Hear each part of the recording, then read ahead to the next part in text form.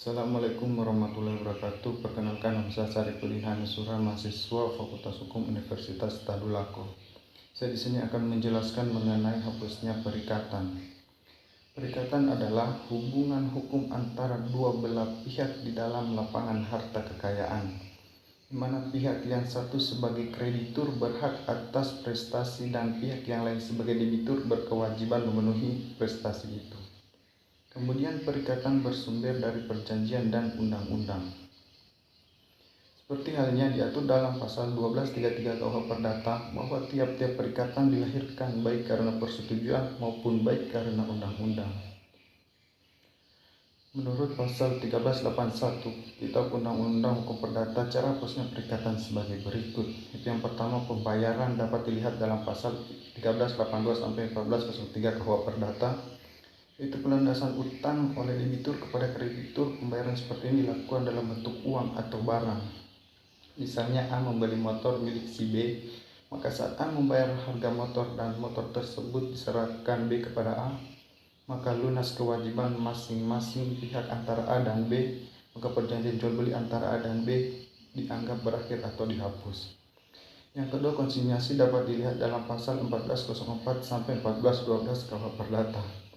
Itu suatu cara hapusnya perikatan di mana debitur hendak membayar utangnya, namun pembayaran ditolak oleh kreditur, maka debitur bisa menitipkan pembayaran melalui kepanitiaan pengadilan negeri setempat, sehingga nantinya pengadilan yang akan meneruskannya kepada kreditur. Jika penitipan kepada pengadilan dilakukan, maka utang piutang antara debitur dan kreditur sudah selesai.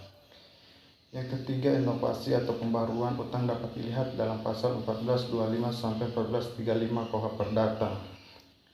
Itu perjanjian yang akan menyebabkan hapusnya suatu perikatan, dan pada saat itu yang bersamaan timbul perikatan lainnya yang ditempatkan sebagai pengganti perikatan yang semula.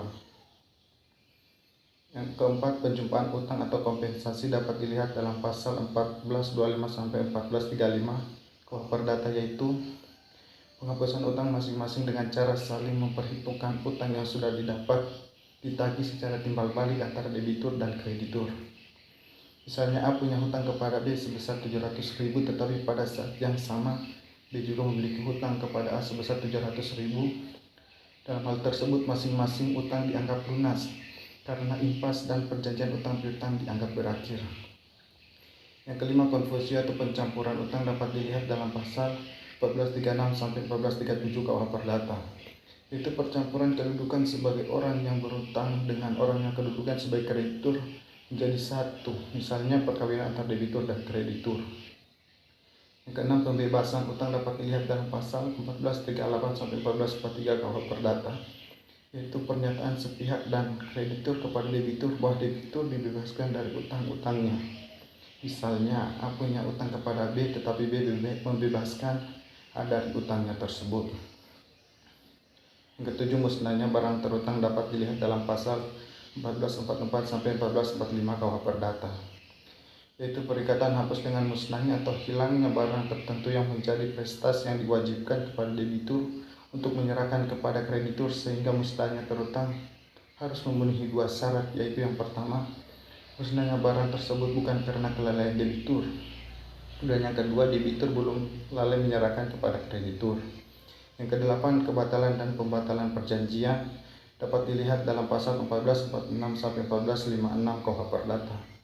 Itu misalnya suatu perjanjian yang dibuat oleh seseorang yang belum dewasa atau yang belum cakap umur, perjanjian tersebut bisa dimintakan kebatalan melalui pengadilan, dan saat yang dibatalkan oleh pengadilan maka perjanjian tersebut berakhir.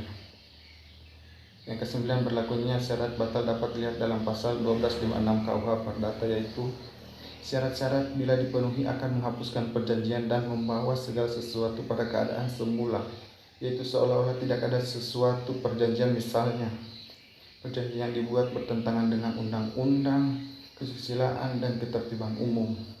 Pada saat itu 1337 KUH Perdata, maka perjanjian batal demi hukum.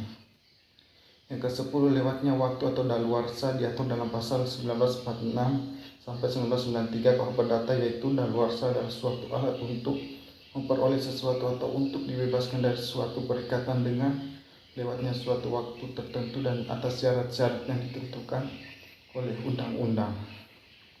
Demikian yang bisa saya sampaikan mengenai hapusnya perikatan. Demikian saya ucapkan terima kasih.